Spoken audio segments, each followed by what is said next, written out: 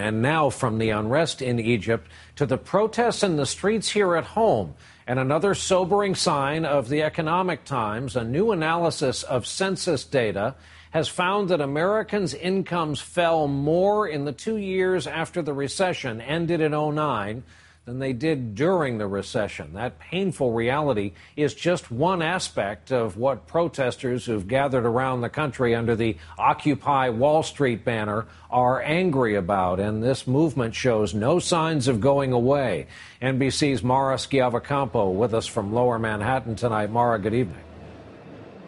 Brian, good evening. Today, demonstrations continues in cities across the country, including here in New York, where protesters were joined by some new, younger voices.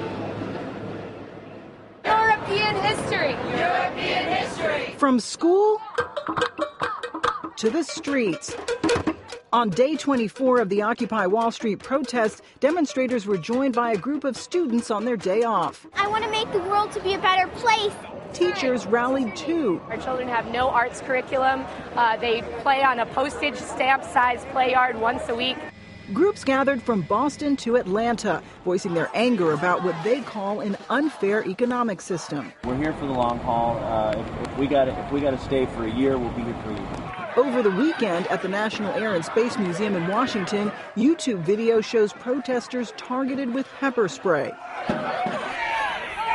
In Des Moines, Iowa, 30 arrested for gathering at the Capitol.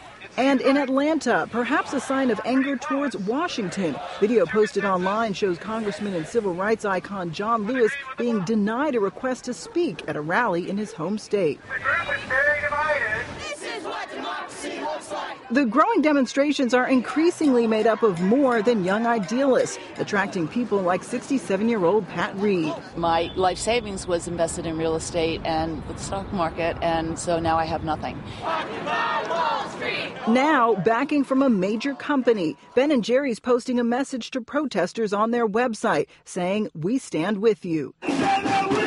Experts say while broad support is important, it's time for Occupy Wall Street to define what they're fighting for. For this movement to be effective, they have got to focus on the one thing that matters to most Americans right now, and that's jobs. And the movement is getting a lot of financial support as well. Here at Zuccotti Park alone, organizers say they're bringing in $5,000 to $6,000 in cash every day. Brian? Mara Schiavocampo, Lower Manhattan tonight. Mara, thanks.